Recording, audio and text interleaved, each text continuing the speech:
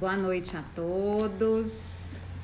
Sejam bem-vindos em mais uma segunda-feira com a nossa live do Grupo Viver Melhor. Hoje estamos esperando a entrada da doutora Raquel Machado, ginecologista. Deixa só ela entrar aqui que a gente já a recebe com muito carinho. Também já está a caminho, está aqui, chegando aqui na minha casa, doutora Juliana Junqueira, que vai fazer a mediação junto comigo hoje. Quem está chegando agora, sejam todos bem-vindos. Deixa eu só pegar aqui.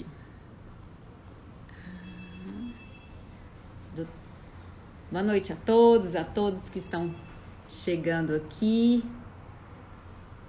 Estamos aguardando a entrada da doutora Raquel. Agora ela já deve estar entrando aqui para conversar com a gente. Oi, Zu. Olá, todo mundo que está entrando. Hoje o assunto é muito legal, gente. Temos a honra da participação da doutora Raquel aqui com a gente. Ok. Doutora Raquel, a gente está esperando você, tá bom?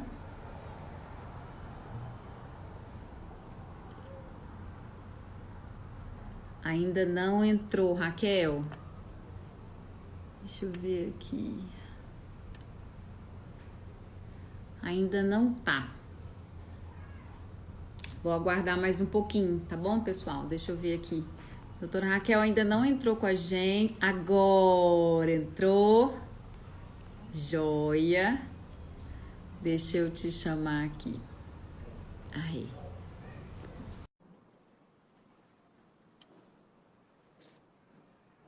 Vamos ver, Raquel. Aí, tá conectando. Aê! Olá! Tudo bem, doutora Raquel? Tudo bem, você? Seja bem-vinda. Doutora Juliana acabou Obrigada. de sentar aqui conosco. Seja bem-vinda, Ju. Olá, Raquel, tudo bom? Tudo bem, Ju Joia? Bom, a gente vai se ajeitando aqui. Se você quiser chegar um pouquinho para cá mais, Ju, porque aí a gente fica mais assim. Isso, dá para nos ver. Doutora Raquel, seja bem-vinda nessa noite. Todo mundo que está chegando aqui agora. O Grupo Viver Melhor é composto por mim, eu sou Rejane Ferreira, sou neuropsicóloga, pela doutora Juliana Junqueira, que é geriatra, e pela doutora Isadora Crosara, que é geriatra também. E a gente trabalha já há algum tempo, né, em atendimento ao público sênior e também em consultoria para pessoas que, né, prestam serviços ou atendam, né, este público. E a gente tem essa grande missão muito prazerosa, que é uma vez por semana fazermos uma live com algum tema que seja pertinente, né, para essa longevidade. E eu gostaria de ressaltar que este tema de incontinência urinária foi um tema sugerido por uma pessoa que nos assiste assiduamente. Então fica aqui a nossa gratidão por essa solicitação. E também um convite para quem nos assiste, quiser, né, pensar em algum tema que acha que seja relevante, a gente vai com certeza incluí-lo, tá, nas nossas possibilidades aqui de pronunciamento. É um momento muito gostoso, um momento de informações que são pertinentes. Então, seja muito, muito bem-vinda. E a gente gostaria que você se apresentasse. Obrigada. Eu estou só tentando aqui organizar aqui meu... Peraí que eu vou vou mexer nele aqui, vou colocar ele em cima de uma... Rapidinho, peraí, vamos ver se eu faço assim, vai ficar mais fácil. Tá bom. Tá difícil o negócio aqui hoje, peraí. Minha filha acabou de chegar de viagem, ela tá ali no quartinho que normalmente eu faço as lives. Hoje eu que tive que me ajeitar. Gente, então eu vou falar aqui, vou segurar por enquanto, depois eu ajeito. Então, meu nome é Raquel Machado, eu sou médica ginecologista, né? Obstetra também, mas apesar de já não estar fazendo mais obstetrícia já há um tempo. Sou formada na Universidade Federal de Goiás. Atualmente estou trabalhando em Mineiros, Goiás, que são 420 quilômetros de Goiânia. Fazia atendimento conjunto em Goiânia, em Mineiros. Mas acabou que por conta da quarentena, acabei ficando mais quietinha por aqui, até por conta também da minha bebê de 2 anos e 8, acabei ficando por aqui. Tenho essa atuação, assim, um pouco forte, né, em redes sociais, principalmente agora na área de sexualidade humana, que é o que eu tenho atendido. Mas atuo muito também na área de tratamento de incontinência urinária, né? É uma área que a gente atua muito. Aí na UFG a gente trabalhava muito com incontinência urinária. Então é uma área que é assim, eu já tenho um costume já de trabalhar há um bom tempo. Então assim, fiquei muito feliz com o convite. Tem um público bem grande assim de pacientes do climatério, né? Sou sócia, fui sócia há um tempo, na verdade, da Ela Laser aí em Goiânia, né? Das meninas da Ela Laser. Então a gente trabalha com laser, que é também hoje em dia um dos tratamentos excelentes para pacientes que sofrem de continência urinária e que não podem fazer uso de hormônio, né? Porque tem muitas pacientes que às vezes têm que ter indicação de hormônio ou não tem indicação cirúrgica. Então, também estou atuando nessa área aí também. É um resuminho, assim, só. Bacana. Muito bom. Exatamente por isso, Raquel, que a gente pensou em você, que como você atua, né? Muito focada na qualidade de vida, né? Para paciente feminina, e independente da idade, então a gente achou que você também agrega muito para o público sênior, né? Então, e a incontinência urinária, ela é uma grande síndrome geriátrica, né? Que tem uma repercussão, um impacto muito negativo na vida de uma mulher que está envelhecendo, né? Seja porque ela aumenta a questão de depressão, ela prejudica a autoestima, aumenta o risco de quedas, de isolamento social. Então, tem todo um contexto clínico, biológico, psíquico e social que está relacionado com a incontinência urinária. E por isso que a gente considera ela como um gigante da geriatria. E aí a gente achou interessante uma das pessoas que nos assiste sugerir um tema, porque realmente é um tema muito importante, de prevalência muito maior para o público feminino do que nos homens idosos, apesar de acontecer também nos homens, mas muito mais frequente nas mulheres e principalmente numa fase mais precoce do que nos homens, né? E aí eu gostaria então de aproveitar, começar exatamente perguntando, né, para você explicar um pouquinho para o pessoal sobre o que acontece com o sistema gênito-urinário da mulher ao longo do processo de envelhecimento, né? Então, a incontinência urinária, ela acontece em todas as idosas. Por que as idosas têm uma facilidade maior de ter incontinência? Eu acho que essa é a pergunta que eu gostaria de abrir a nossa live para poder estar explicando para o público. Então, acontece, a gente chama, né, da síndrome genitorinária, né, que vai acontecer na maioria das mulheres. Vai acontecer principalmente, então, a gente vai ter uma queda da qualidade da mucosa dessa paciente, né, uma diminuição de colágeno dessa paciente, além também de uma perda de força também de toda a musculatura pélvica dessa paciente, né. Então, a gente vai ter todo um conjunto que vai estar associado para a piora e para o agravamento da incontinência urinária dessa paciente. Lógico que vai depender do tipo de classificação da incontinência, mas se a gente for pensar na incontinência urinária de esforço, por exemplo, a gente vai ter essa paciente, então, com essa síndrome geniturinária, né, por conta dessa perda do colágeno, dessa mucosa, principalmente por uma diminuição do estrogênio, né, dessa paciente, que ela entrou no climatério. Então, você tem uma redução do estrogênio, uma diminuição da camada de colágeno dessa paciente, né? Então, você tem uma perda de força também da musculatura dessa paciente. Então, vai ser um conjunto que vai contribuir para que quanto mais velha a paciente, então, quanto maior a idade da paciente, piora desse quadro de incontinência urinária da paciente, né? Mas não necessariamente acontece somente em pessoa idosa. Não necessariamente somente em pessoa idosa, pelo contrário. A incontinência urinária, não considerada na infância, né, ela pode acontecer em qualquer época da vida de toda mulher. Toda mulher, em alguma época da vida, pode ter perda urinária. Por exemplo, na época da gravidez, né? Que a gente pode ter a apresentação de incontinência urinária. Tem algumas pacientes jovens que elas têm perda de urina, às vezes específicas, em uma atividade física. Por exemplo, Raquel, eu perco fazendo jump, por exemplo, né? Então, às vezes tem algumas perdas urinárias que elas são específicas de algum tipo de atividade física. Então, ela não é uma doença específica da idade, né? Mas as mulheres, elas são maiores, são realmente maiores acometidas, mas elas têm uma perda, mas pode ser perder em qualquer fase da vida, né? Certo. Então, da mesma forma que a nossa pele envelhece, tem a flacidez, né? Da mesma forma que a gente tem aquela perda progressiva da massa muscular, e a gente já teve live sobre sarcopenia, então o trato geniturinário também sofre essas alterações que vão predispor à incontinência urinária.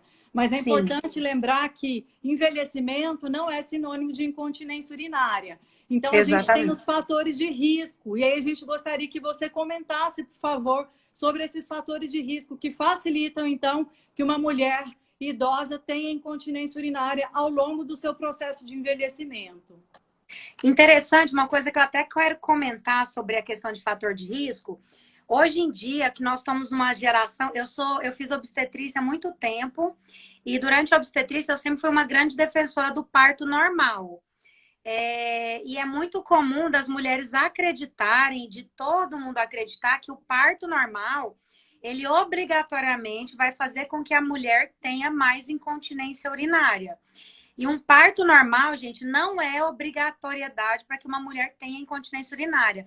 A própria gestação vai fazer com que as mulheres tenham incontinência urinária. Então, o fato de gestar, independente, então a gente pega no mesmo nível, a mesma quantidade de mulheres que tiveram parto normais ou que tiveram cesariana, desenvolvendo nesses grupos, talvez um pouquinho mais nos partos normais, mas a depender se esse parto foi um pouco mais, se ele for um parto um pouco mais traumático, né? Mas quando a gente vai fazer comparação entre os grupos, na verdade é o fato de ter gestado que essas mulheres elas têm mais incontinência urinária. Pacientes também, às vezes, que foram obesas, que não praticaram atividades físicas, pacientes tabagistas, né? São pacientes de maior grupo de risco para desenvolvimento de incontinência urinária. Estou aqui tentando lembrar de mais alguma coisa, parece que eu não estou conseguindo lembrar. Vocês saberiam me dizer alguma coisa que eu estou esquecendo? Diabetes também. Pacientes diabéticas, né?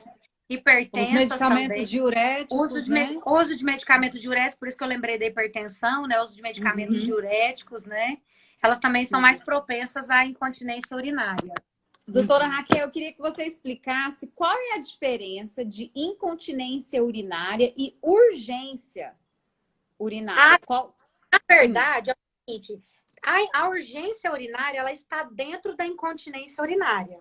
Então, a incontinência urinária, ela tem várias classificações, mas as duas basiconas que a gente classifica é a incontinência urinária por esforço e a incontinência urinária por urgência.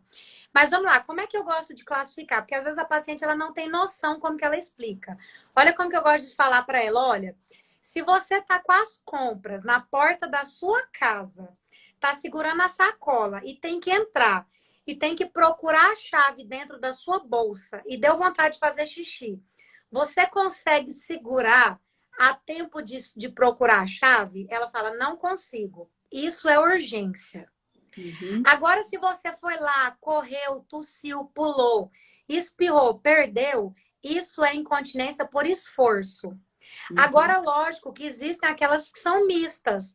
Elas tanto não conseguem segurar nem por urgência e nem por esforço, né? Mas, basicamente, aquela paciente por urgência é aquela que não consegue. O impulso, o desejo por perda é imenso. Aí eu sempre falo para elas assim, peraí, vamos definir. Se você estiver na porta da sua casa e tiver que procurar dentro da bolsa a chave, você consegue segurar? Elas, não, eu não consigo segurar. Eu falei, então isso daí é urgência. Isso daí é urgência. Agora, a de esforço é basicamente aquelas que não conseguem sorrir, que não conseguem fazer, assim, segurar tosse, espirro, gripou, são aquelas que perdem. Mas aí acaba que vai passar com o decorrer do tempo, começam a se misturar os diagnósticos e elas começam a ter os dois tipos de incontinência, né? É difícil, quando chega um certo tempo, é difícil você conseguir ter bem definido quais são elas, né? Tem outras classificações, a de transbordamento, a de contínua, a que é só transitória para uma coisa específica ou outra, mas as três básicas que nós classificamos é a mista, a de urgência e a de esforço, que são as 3 basiconas mesmo que a gente tem. Na geriatria, a gente comenta também um pouquinho da incontinência funcional, que seria aquela, por exemplo, do paciente com a doença de Alzheimer que não consegue encontrar o banheiro. Então, né, que acontece também então, nas demências e nos processos neurodegenerativos, né? Tem as de causa neurológica também, e especificamente essas da demência, quando o paciente começa a se perder e não encontra o banheiro a tempo, né? Na aula que eu dou para os meus alunos do internato, eu classifico essa também. Mas eu confesso que dia a dia eu não me lembraria dela. Mas assim, como a aula é completa, eu classifico essa daí também. Eu classifico. Ótimo, que essa é bem a realidade do geriatra mesmo, viu, Raquel? Doutora Raquel, assim, o que a gente pode pensar hoje, levantar de possibilidades de intervenção? O que existe de tratamento para essa incontinência urinária nos dias de hoje? Então, se a gente for imaginar que primeiro a gente tem que fazer um bom exame físico dessa paciente, como que está a mucosa vaginal dessa paciente? Essa paciente, ela precisa, às vezes, de uma reposição hormonal, ela pode fazer uma reposição hormonal, ela tem indicação para reposição hormonal. Segundo, quais são as medicações que essa paciente está fazendo uso, né? Ela está fazendo uso de diurético, esse diurético ele pode ser trocado, né? Essa paciente, a gente pode organizar a rotina dessa paciente, a gente pode organizar a questão da quantidade de água que ela está fazendo, a gente pode organizar um diário miccional para ela, fazer uma educação da rotina dessa paciente, né? Então, às vezes, são algumas medidas básicas que não necessariamente precisam ser cirúrgicas. Porque muita gente acredita que a incontinência urinária ela tem correção cirúrgica. E não são todas que vão ter correção cirúrgica. A não ser aquelas que você já tem lesão de...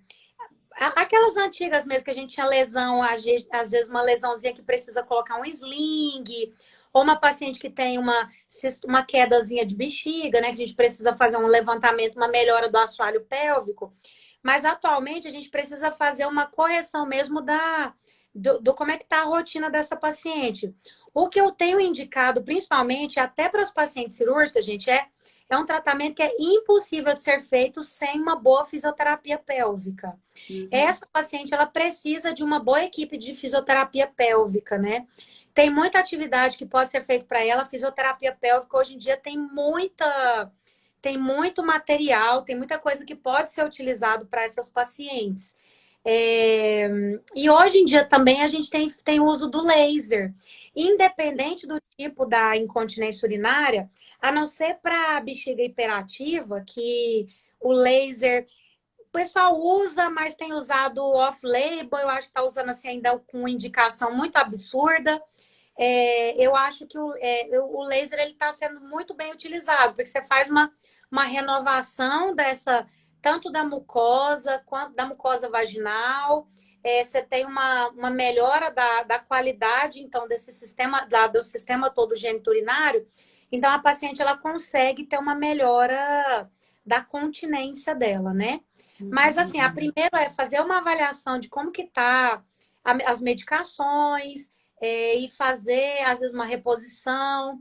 Tem o laser e, para mim, principalmente hoje em dia, independente se essa paciente vai para cirurgia ou não, é passar por uma equipe de fisioterapia pélvica, né?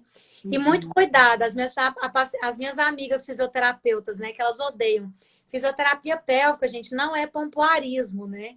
A gente gosta de falar, as minhas amigas que são fisioterapeutas pélvicas, a gente gosta muito de frisar isso. O pessoal corre, vai na internet, compra curso de pompoarismo, e não é. Às vezes você tem exatamente uma região que está com uma musculatura que está tensa demais e outra região que a musculatura é frouxa demais. Você precisa de um bom fisioterapeuta para reconhecer o que está muito frouxo, o que está muito tenso. O que está muito tenso, eles vão trabalhar deixando mais frouxo. E o que está muito frouxo, eles vão trabalhar deixando mais tenso. Então, você precisa de uma equipe com uma avaliação adequada dessa pelve, dessa musculatura, para poder ela ser trabalhada adequadamente. Não simplesmente fazer um exercício que vai trabalhar simplesmente com tensão aleatória de qualquer musculatura, né? Então tem que tomar muito cuidado com essas indicações de pompoarismo que as pessoas buscam na internet, simplesmente porque estão naquele negócio de não tem ninguém olhando, vai lá, segura e solta o xixi, segura e solta. A gente É sempre... muito mais do que isso, né, Raquel? É muito mais do que isso, mas eu acredito que hoje em dia passar primeiro por uma avaliação com o ginecologista para ver como é que tá a mucosa, se essa paciente tem indicação, né, de fazer uma reposição hormonal, se ela pode fazer uma reposição hormonal, avaliar, né, o geriatra então nem se fala, que vai estar vendo a questão da polifarmácia, né? Eu falo muito para os meus alunos, quando eu estava mexendo com a parte do IESC, né? Antigamente, na minha época, a gente falava de saúde coletiva, hoje eles chamam de IESC, né? E eu trabalhava muito em cima da polifarmácia. O paciente idoso, ele tem aquela questão de, às vezes, gostar muito do médico. Aí ele vai em 3 médicos. Aí ele tá tomando hidroclorotiazida, que um prescreveu, e tá tomando Diurix, que outro prescreveu. Mas ele gosta tanto dos 2 médicos que mal sabe ele que Diurix e hidroclorotiazida é o mesmo remédio. E ele tá tomando os 2. Mas ele não vai abandonar, porque ele gosta dos 2 médicos, né? Então, às vezes, assim, de ter aquele médico principal, né? De ter aquele que tá cuidando da polifarmácia, de estar falando, olha, é a mesma medicação, não tem indicação de estar tomando uma hidroclorotiazida, né? A gente pode substituir essa medicação para diminuir essa perda urinária, né? Porque, às vezes, o problema pior do paciente é simplesmente a noctúria, né? Ou então é a perda a noturna, que é o que mais está incomodando ele, a família e a rotina da casa, né? Então, eu acredito que... Doutora Raquel, você, né, ginecologista, tá lá na parte feminina da história, mas tem alguns homens que estão aqui nos assistindo. Eu queria só saber, assim, superficialmente, se para o público masculino, essas alternativas de rever medicação, intervenção com laser, reabilitação com fisioterapia, se também caminha mais ou menos por aí com o público masculino também? Para o homem, o laser não tem atuação, não tem tido nenhum trabalho em cima do laser. Para fisioterapia pélvica, sim, tem algumas coisas que podem ajudar no homem, mas não é o mesmo caminho de tratamento, não. Não é o mesmo caminho. Eu achei que você ia me perguntar se estaria atuando quando ia falar com relação à sexualidade. Porque as pacientes têm uma sexualidade extremamente prejudicada, e é uma das coisas que eu gosto muito quando as minhas pacientes têm incontinência urinária. E assim, eu tenho tratado sexualidade em todos os pontos no meio acadêmico dos meus alunos, para ver se inculca neles que isso é comum, tem que ser tratado e tem que ser falado de uma forma com mais tranquilidade. E quando a gente fala de incontinência urinária, eu sempre tenho colocado questionário de qualidade de vida, para a gente poder acompanhar essas pacientes. Então, aqui nos meus ambulatórios, eu sou coordenadora do ambulatório do internato, então a gente coloca questionário de qualidade de vida, né, para as pacientes. E aí a gente sempre fala de sexualidade. Eu achei que você ia falar dos tratamentos. E acaba que esses tratamentos, a paciente que está com perda urinária, como ela tem perda de força da pelve, né? Então, assim, ela tem perda de força do assoalho pélvico. Quando a gente começa a fazer esses tratamentos para incontinência urinária, você tem uma melhora importante também da apreensão da pelve. Quando você está utilizando o laser, você tem uma melhora, um rejuvenescimento. Você tem aquela sensação também de estar apertando também a vagina. Então, você tem uma melhora também da qualidade da qualidade da paciente sexualmente falando, né? Eu achei que você me perguntou nesse sentido, mas no tratamento masculino não tem sido, não é o mesmo caminho de tratamento. A gente tem que lembrar que no homem a cirurgia de próstata é uma causa comum de incontinência urinária e que a fisioterapia, tanto no pré quanto no pós-operatório, ela contribui muito para a redução da incontinência urinária, né? A redução do tempo de incontinência no pós-operatório, da intensidade. Então, é uma terapêutica imprescindível para ser associada ao tratamento cirúrgico, né? Os pacientes, tanto pela cirurgia de próstata, pelo HPB, pela hiperplasia, quanto do próprio câncer de próstata também. Olha, falamos de possibilidades de tratamento e possibilidades preventivas, falando para o público geral, né? Para um público mais jovem, né? Mulheres na maturidade, o que tem a nosso alcance para a gente já poder ir fazendo para não deixar a história ficar mais complicada lá na frente? Então, na verdade, eu tenho uma das minhas grandes amigas, né? Assim, que ela até a gente é sócia de um projeto. O Instagram dela é bem famoso, ela chama Academia da Vagina. Ela é uma fisioterapeuta pélvica, né, especializada em incontinência urinária. Ela acredita que a gente deveria, assim como uma ida ao ginecologista, assim como muitos das nossos investimentos, que a gente deveria fazer um investimento também numa ida em fisioterapeuta pélvico, né? Principalmente por conta das nossas mudanças posturais, da nossa questão de trabalho, da nossa diminuição de atividade física e alimentação e ganho de peso, e toda a nossa mudança cultural, que a gente tinha que investir também na parte nossa de fisioterapia pélvica, né? Então, eu acredito que uma das coisas que a gente poderia fazer é, se você não faz atividade física, pá, deu uma travadinha aqui.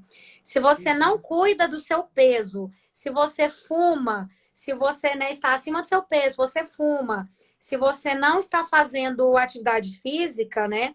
Tem os exercícios de agachamento da academia, né? Que são exercícios que são extremamente importantes.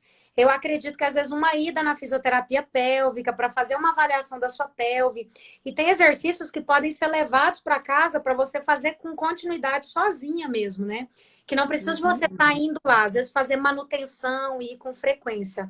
Mas é uma coisa que a Alessandra ela fala, a Alessandra Artruso, que é um investimento, assim, você ir a um fisioterapeuta pélvico, pelo menos aí uma vez, 2 vezes no ano, para fazer uma avaliação da sua pelve para evitar que você tenha perda, né? Mas eu acredito, assim, principalmente nos manter dentro do peso, evitar cigarro, alimentação adequada, até para evitar o caminho do diabetes, da hipertensão, né?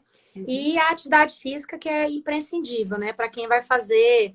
Até quando a gente vai engravidar, evitar o ganho de peso. Porque quando a gente vai ganhar muito peso, a gente vai piorar muito o peso que a gente vai fazer sobre a nossa pelve e vai piorar a incontinência urinária. E hoje em dia tem atividades físicas que são importantes, inclusive para o pós-parto, que é a fisioterapia, que é o LPF, que é o Low Pressure, que é a atividade de pós-parto, que é com baixa pressão, que eles como se devolvessem os órgãos para dentro da pelve com baixa pressão. A gente aprende a sentar adequadamente na cama, levantar adequadamente da cama e fazer atividades que não façam uma pressão abdominal tão inadequada. E é uma coisa tão errada que a gente faz, por exemplo, a gente que é médica, gente, que é muito corrida, médico, nós da área de saúde. Eu, por exemplo, às vezes eu passo uma manhã inteira no consultório sem fazer xixi. Aí entra uma paciente minha que é amiga minha, porque eu tenho essa mania, né? A gente fica amiga das pacientes, mas eu falo, eu vou aproveitar que você é de casa, eu vou correr ali, vou fazer um xixi rapidão.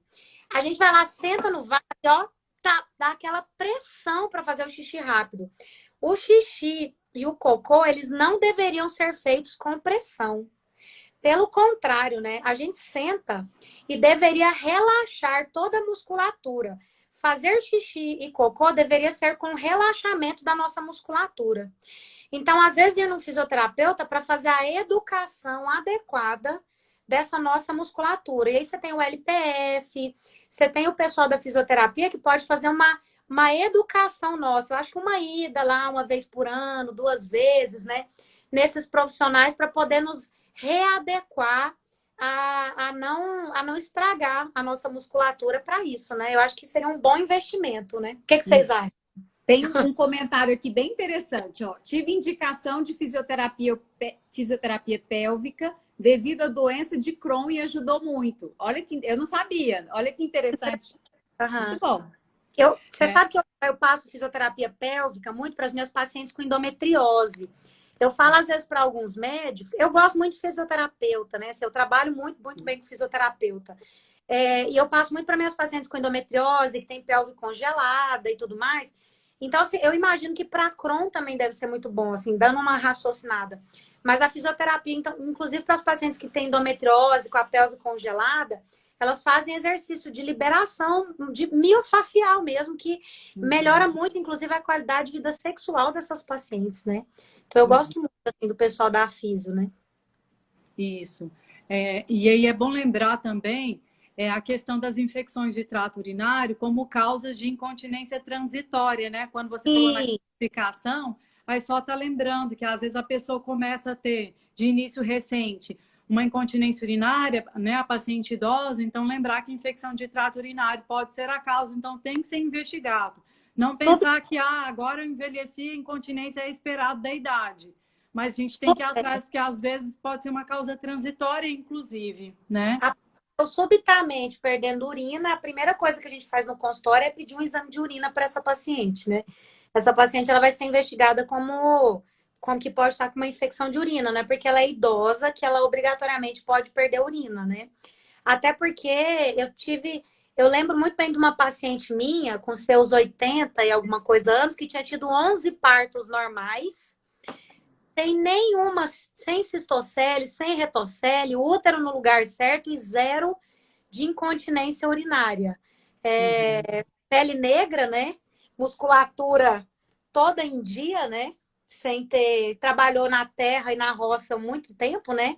Então, com uma boa musculatura, uma boa alimentação e um monte de partos normais. Então, assim, para a gente não ficar acreditando nessa regra de porque envelheceu, a paciente vai perder urina e vai ter quadro demencial, né? Não, tá demencial é porque tá idosa, né? Então, assim, pra gente não tá, né? E a incontinência urinária, ela aumenta o risco de infecção? A incontinência urinária aumenta o risco de infecção? Na verdade, vai ficar meio naquele negócio de quem veio primeiro, né? O ovo ou a galinha. Porque, assim, eu acho que já esse envelhecimento, com a falta do estrogênio, vai facilitar a ascendência do trato genital dessas bactérias e vão piorar o quadro da incontinência urinária. Então, é uma paciente que ela vai estar sempre assim, ó, infecta, reinfecta, é uma paciente que a gente sempre vai ter que estar de olho, que ela vai sempre estar com quadro de infecção urinária. E além disso, também a questão da dificuldade de higienização, né, que vai acontecendo ao longo do envelhecimento, né? Isso também vai facilitar. E a paciente ela vai estar sempre usando fralda, né? E vai estar piorando aquele fator do calor local, né? Então eu acho que vai ser uma paciente que vai estar piorando, mas eu acho que vai ficar aquele negócio que eu acho que o pior vai ser primeiro aquela síndrome geniturinária, com piora do estrogênio local, com a diminuição da mucosa, uma mucosa pior e uma facilitação da ascendência do trato genital, né? Com as bactérias. Eu acho que vai ser primeiro isso que veio, né? Certo. Então, só revendo um pouquinho tudo que foi falado até agora.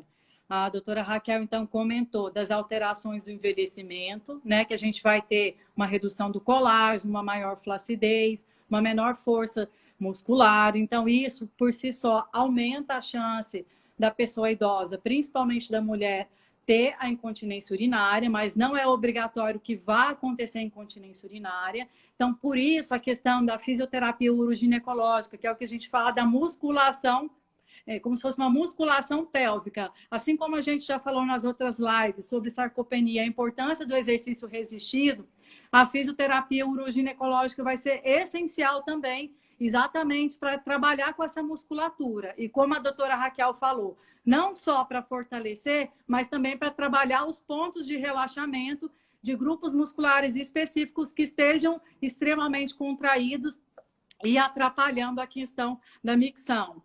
Outro ponto importante, os fatores de risco. Acho que, como todos perceberam, são os mesmos fatores que a gente sempre fala para as doenças cardiovasculares, cerebrovascular, para muitos cânceres, né? Muitas neoplasias, como a gente já falou do câncer de próstata, do próprio câncer de mama. Então, vários fatores em comum. Tabagismo, obesidade, sedentarismo, né? Então, a partir do momento que a gente adquire os hábitos de vida saudável, então a gente tem que lembrar que além da prevenção dessas doenças cardio, cerebrovasculares, muitos cânceres, a gente também está trazendo a prevenção para envelhecer com uma situação geniturinária também melhor. Falou a importância do exercício, falou da questão da terapia com laser, que hoje se mostra como uma excelente opção terapêutica para as pacientes, independente da indicação cirúrgica. E aí eu gostaria que você comentasse também, Raquel, sobre o tratamento medicamentoso para algumas incontinências urinárias, que é uma outra possibilidade também que melhora muito a qualidade de vida da pessoa idosa. Então, para alguns casos específicos, a gente não tem cirurgia, o laser não vai poder atuar e a fisioterapia ela vai ajudar. Mas, por exemplo, bexiga hiperativa, né? Que é um tipo de classificação que a gente tem de incontinência urinária. Que então a gente pode usar medicações. Um dos tratamentos que a gente usa, um dos tratamentos eu acho que a gente mais ainda tem utilizado, que é a oxbutinina, né? Que ainda a gente usa, apesar de ter muito efeito colateral ainda, né, para esses pacientes, mas a gente pode utilizar. Então, para essas pacientes, elas vão, então, diminuir um pouco vão diminuir essas perdas nas pacientes. Alguns antidepressivos, inibidores de recaptação de serotonina, podem ser utilizados, né?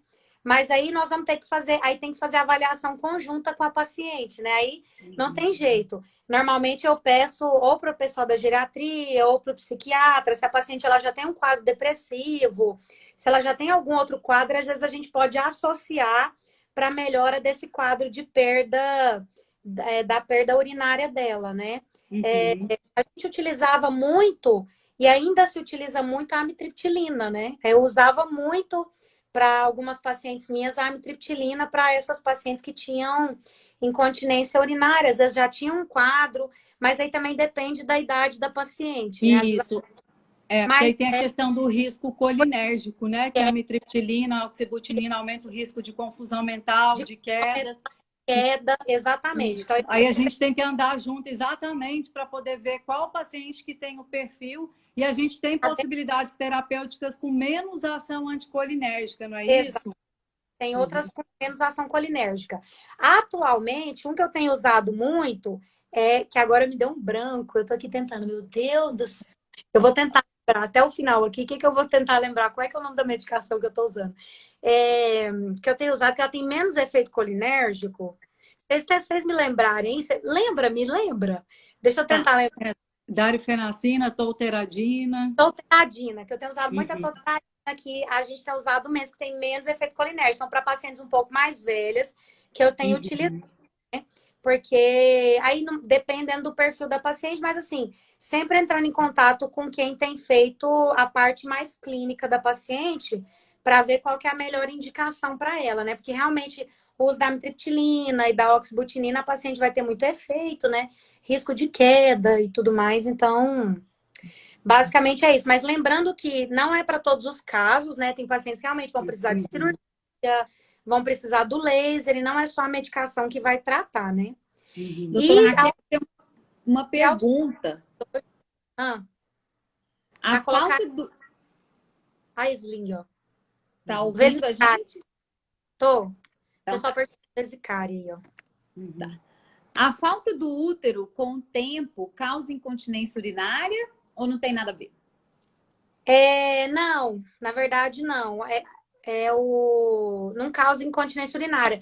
Mas assim, dependendo do jeito que a cirurgia foi feita, se não teve uma correta preensão do fundo vaginal, você pode ter uma queda do fundo da vagina, né? Mas não que ela vai causar incontinência urinária, não, tá? Não... Ó, a live tá super bem elogiada, tá? Bom. Super. Tem mais uma aqui que é a história, a cirurgia, é essa cirurgia de colocar essa redinha? Se ela pode ajudar. A redinha é um sling, gente. O sling é o seguinte, ela tem boa indicação para aquelas pacientes que elas já têm uma certa incompetênciazinha das fáscias laterais, das fáscias. Quando a gente vai fazer a cirurgia antiga, tinha uma cirurgia antiga que a gente chamava de Kelly Kennedy, que era uma cirurgia de subir a bexiga. Então, a gente vai lá, sobe a bexiga, a gente avalia as fáscias laterais. Se elas já estão bem moles, se elas estão ruins, a gente indica a colocação do sling, que é uma telinha, que é uma cirurgia de 15 minutinhos para menos. Uma cirurgia excelente, eu amo. Faço demais da conta, eu devo fazer, sei lá, 4, 5, 6 por semana. Então, meu ganha-pão aqui, assim, é o sling, né? Então, assim, eu gosto muito. Eu gosto porque é uma cirurgia rápida.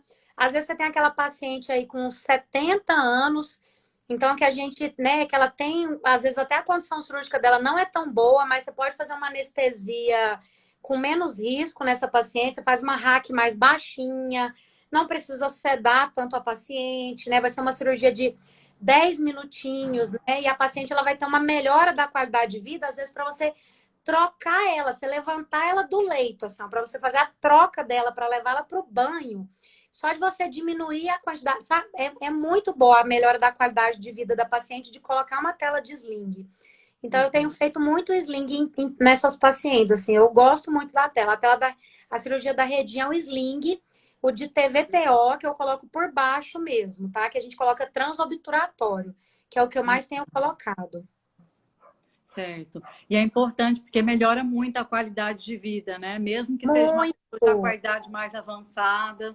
Muito, melhora muito. Nossa, eu falo assim, às vezes para paciente precisa levantar ela, né? Assim, fazer a troca do decúbito e tudo mais é uma melhora de qualidade de vida. Só de você colocar o sling, que é fantástica, né? Uhum. Raquel, e eu gostaria de te perguntar em relação à questão do Pilates para incontinência urinária, para prevenção ou mesmo para ajudar no tratamento. O que se tem Então, de na verdade, evidência? eu não sei te falar exatamente da evidência do Pilates, mas dentro do Pilates eu tenho as evidências do LPF, né? Porque o pessoal do Pilates é que tem pego para o lado do LPF. E tem muita evidência boa com LPF, né? Que são esses exercícios do low pressure. Então tem muita melhora do pessoal do low pressure com incontinência urinária mesmo, assim. Melhor. Eu cheguei a pegar um trabalho. Agora, nossa, deixa eu ver. Eu lembro de um trabalho assim de acompanhamento de pacientes, só que assim, eram pacientes jovens, né? Não eram pacientes menopausadas que tinham incontinência urinária de esforço, e elas tinham a melhora dessas pacientes com e foi pesquisa, foi de qualidade, foi subquantitativo, né? E assim, melhora de 80%, assim, né? Da resposta dessas pacientes com o LPF, né? Então, assim, a gente tem visto o LPF, boa resposta dessas pacientes, e pacientes também de pós-parto, né? Pacientes de parto, pós-parto, e pacientes que não estão na menopausa. Então, assim, eu sempre tenho visto boa resposta em cima do LPF. Não sei falar com relação ao Pilates propriamente dito, por falta de conhecimento meu mesmo, assim, de nunca ter pego o trabalho científico do Pilates, tá? E tem indicação de neurobiofeedback? De neuro tem, aham. Tem indicação de neurobiofeedback. A Alessandra Artruz, ela fala muito porque ela faz muito neurobiofeedback e principalmente em bexiga bihiperativa. Porque eu sempre pensava, ai meu Deus, nossa, bexiga hiperativa, ai que fadiga, né? Porque eu pensava, é um negócio que vai ter que tomar remédio, nossa, eu já fico assim naquela tristeza. A gente que já é meio cirurgião nato, depois com um certo tempo que eu fui me tornando, principalmente quando eu comecei a ir para a parte da sexualidade, que aí eu fui estudando terapia familiar, que hoje em dia eu tô mais psicóloga do que, né? Que eu me tornei psicóloga do que cirurgiã, que aquelas consultas minhas mais de ultrapassaram 1 hora. Então mudou muito o meu conceito, mas eu fiz oncopelve um tempo, pra vocês terem uma ideia, eu fiz 4 meses de oncopelve. Então eu era bem do bisturi, né? Então, eu tinha aquele negócio com bexiga hiperativa. E o biofeedback é maravilhoso para bexiga hiperativa, tá? Então, tem excelentes resultados para paciente com bexiga hiperativa, o biofeedback. Que bom, né? Raquel, e a toxina botulínica, aproveitando que você entrou nessa questão, tem algum evidência de benefício para bexiga hiperativa também? Não sei falar muito bem, tá? Não sei, não vou saber te falar muito bem sobre a toxina botulínica. Cheguei a pegar algumas coisas e não achei boas respostas nos trabalhos que eu li. Mas, assim, gostaria de ler mais sobre. Mas, assim, tudo que eu peguei eu achei muito fraco, caro e sem boa resposta. Vocês acharam o trabalho? Eu não achei nada bom da toxina botulínica. Tem um comentário aqui que eu achei interessante, dizendo, muito bom a live, vou orientar minha mamãe que está com incontinência urinária grave e morre de medo da cirurgia, da bexiga ficar exposta. Eu Porque que acontecia? As telas que eram utilizadas antigamente, a gente pegava aquela tela que fazia a cirurgia da barriga, daquelas pacientes que tinham hérnia. Então, era a tela de Marlex que a gente pegava, cortava ela. Ela dava muita extrusão. Então, ela ia ou para fora ou ela ia para dentro da bexiga. Então, os trabalhos eram horríveis. E aí ficou isso na mente das pessoas. Nossa, a tela é horrível, horrível. E hoje em dia as telas são maravilhosas, os índices de extrusão são mínimos, a cirurgia é muito rápida, o índice de satisfação é muito rápido, o índice de satisfação também é ótimo, é excelente. Vale muito a pena. São cirurgias seguras e são cirurgias muito boas também. Então, convença sua mãe aí, Lindiana, que ela vai ficar muito feliz com a cirurgia. E aí eu vou aproveitar, então, essa pergunta da Lindiana e a sua resposta para te perguntar, para você explicar para o público se existe um limite de idade para uma mulher idosa ter uma avaliação com ginecologista, né? Porque ainda existe esse preconceito. Eu gostaria que você aproveitasse para esclarecer para o pessoal. Não, eu não acho que tenha limite de idade. Eu avalio todas as minhas pacientes, assim, às vezes tem anos que eu não colho material e mando para anatomopatológico, não mando para citológico. Mas eu sempre tento passar um espéculo, fazer uma avaliação, por exemplo, olha, aquela vagina está muito encurtada, está muito dolorosa, eu faço nem que seja um toque, nem que eu passe um algodão e sinta um cheiro, porque a gente sabe quando vem o câncer de colo, mas eu passo uma escovinha e vejo o citológico, porque assim, ó, pelo Ministério da Saúde, fala até os 64 anos, né? Mas é uma paciente que ela vai ter o quê? Uma sobrevida, ela vai chegar em 90 e tantos anos, vai deixar ela de 64 aos 90 para desenvolver um câncer de colo? Não vai, né? E ela vai ter incontinência urinária, ela não vai contar, e ela não vai ter qualidade de vida, ela não tem vida sexual ativa, né? Então, assim, elas têm que ir ao ginecologista com frequência. Não necessariamente elas precisam coletar o preventivo anualmente, mas elas vão ter que fazer a mamografia anualmente, né? Então, são pacientes que eu vou fazer a avaliação, eu vou aferir a pressão arterial delas, eu vou ter aquele momento de conversa, ver como é que tá a qualidade de vida. Apesar de ser ginecologista, às vezes eu sei que elas têm uma confiança muito grande em mim, eu vou ver todas as medicações que elas estão tomando, então eu vou encaminhar elas para os outros profissionais adequados a ela.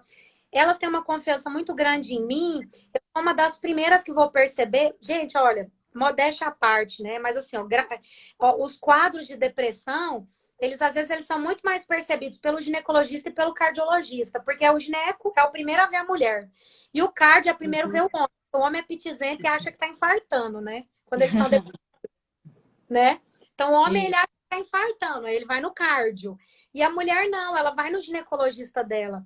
Então, assim, aquele momento de escuta com aquela mulher, então isso não tem limite. Então, assim, ó, leve a sua mãe no ginecologista, independente se ela tá com 80, se ela tá com 90, porque tem o câncer de mama. Ela pode, às vezes, não vai coletar o pato-papa Nicolau aquele ano, mas às vezes ela tem que passar por um exame especular. Às vezes, ela tá com um prurido vaginal intenso e ela tá com um líquen. E às vezes é um líquen que eu posso passar um corticoidezinho tópico para ele, vai melhorar tanto aquele líquen. E às vezes ela tá com uma vaginite que tá com corrimento e uma coceira que eu posso melhorar muito a qualidade de vida dela. E é um momento que eu posso reconhecer um quadro depressivo, né? Eu posso reconhecer uma infecção urinária. Então, eu acho que essa paciente ela tem sim que passar, né? É um profissional a mais, é um momento a mais para ela ter esse carinho e esse cuidado com ela, né? E eu sou daquelas, assim, ó, eu adoro culpar meu signo nos momentos certos, né? Eu sou dessas. Eu sou daquelas taurinas ciumentas, assim, ó, eu odeio perder minhas pacientes. Então, assim, quando vem minhas pacientes idosas, assim, ó, tô nem aí se você tem a sua médica, né? Se você tem a sua clínica geral, mas continue vindo em mim na sua ginecologista. Olha, tem até uma pergunta aqui, doutora Raquel, assim, ó, quem é operado do útero precisa ir todo ano na ginecologista fazer exames de prevenção? Então, gente, é porque o preventivo, se você tem 2 negativos, você tem até liberação para fazer trianual, não precisa coletar anualmente. Mas às vezes você começa a ter um corrimento que está diferente, ou porque você não coletou adequado, ou porque a lesão era muito pequena, eu gosto, nem que seja para passar espéculo, fazer toque, fazer ultrassom, então eu coleto anual, sinceramente. Mas aquela paciente, por que foi retirado esse útero? Como é que foi? O que tinha nesse anátomo patológico, né? Você tá é o seu médico mesmo que está te seguindo. Então, porque às vezes fez a esterectomia em um serviço, aí foi para outro médico, perdeu o segmento daquele médico. Eu prefiro ter esse segmento adequado da minha paciente, sabe?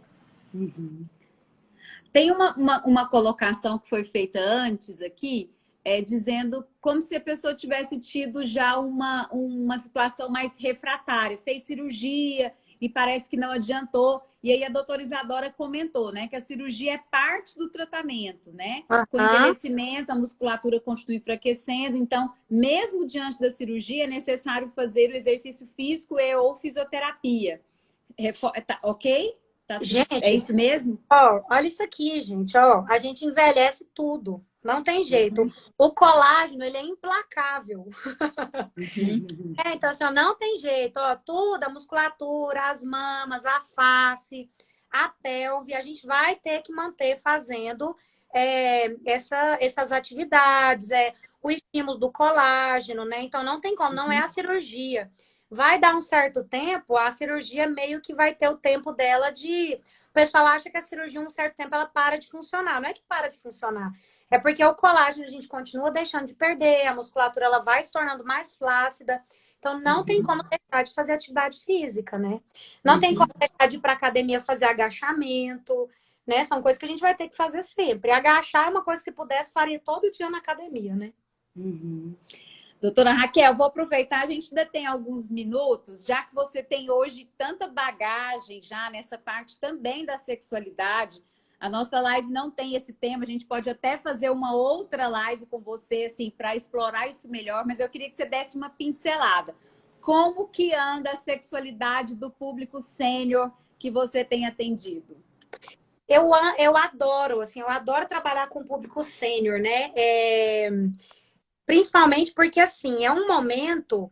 quando elas começam a vencer a questão do ninho vazio, elas se redescobrem no quesito saúde, elas vivenciam um pontapé na sexualidade que nem uma moça de 20 anos tem, né?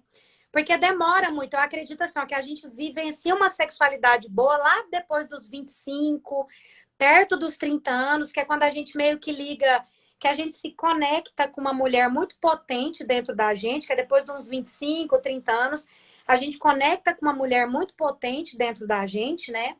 Mas a mulher do público sênior, ela é uma mulher muito especial para mim, de uma certa forma, porque quando ela se desvencilha daquele negócio do meu Deus, eu tô muito velha, tá tudo acabando, meus filhos foram embora.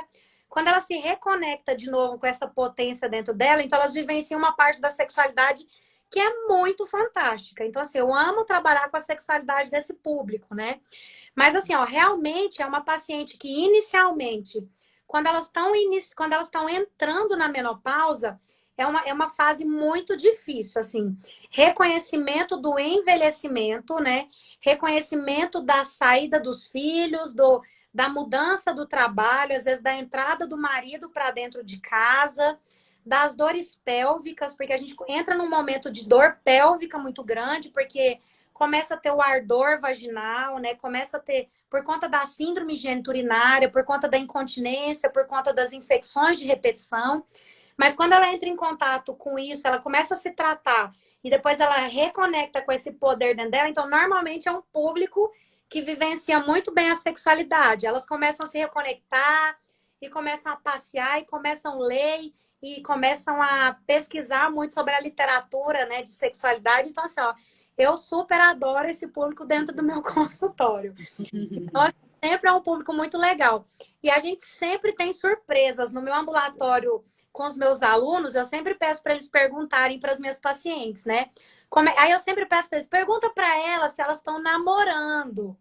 Aí eu falo assim, pergunta que vocês estão namorando. E assim, sempre as respostas são bem positivas, né? E aí, a senhora namora de vez em quando? Então a gente pega pacientes de 70, 72 anos e fala, sim, eu namoro. Então, assim, são pacientes que estão sempre namorando. Se elas conseguiram ter um bom acompanhamento, principalmente da síndrome geniturinária, elas estão com a pelve bem tratada, reposta hormonalmente. Então, são pacientes que conseguem manter a sexualidade dela por muito tempo, né? Então, assim, para mim é um público, assim, fantástico de se trabalhar, né? E tem que estar tratado, então, a incontinência urinária, tem que estar em dia a reposição hormonal, ou então a questão do laser e da fisioterapia, né? Porque não precisa necessariamente ser com reposição hormonal, para que a paciente ela consiga ter uma sexualidade plena, eterna, né? E ela consegue ter essa sexualidade plena, não com questão de quantidade, mas com questão de qualidade, porque o sexo, ele é dopaminérgico, ele é endorfina, né? Então ele vai mexer com noradrenalina, então isso é importante, é a paciente que ela está vivenciando isso aí é super legal. Então, é um público muito gostoso de trabalhar. Maravilha. Então, mais uma vez, a idade não é o limite, né, Raquel? Não é o limite. Então, vamos cuidar da incontinência urinária para manter uma excelente autoestima e vida sexual ativa até idades mais longevas. E lembrando que nas idades mais longevas, sexualidade não obrigatoriamente significa, né, o ato sexual com penetração, né? Existem outras formas de prazer, e isso a maturidade, né, e a intimidade do casal vão permitindo. É engraçado, coisa que eu percebo muito é como que, agora então que eu tenho trabalhado com terapias de casais e familiares e tudo mais, como que os mesmos perrengues de um adolescente apaixonado de 15 anos é o mesmo perrengue de uma paciente minha de 70 anos apaixonada. Então, como que a paixão, ela reinventa e ela floresce, assim, né? Independente da idade, né? E como que a sexualidade, ela é independente do sexo com penetração, né? E como que ela é vivenciada nesse público também, né? E eu acho isso também muito interessante. Eu achei bonito isso que você falou.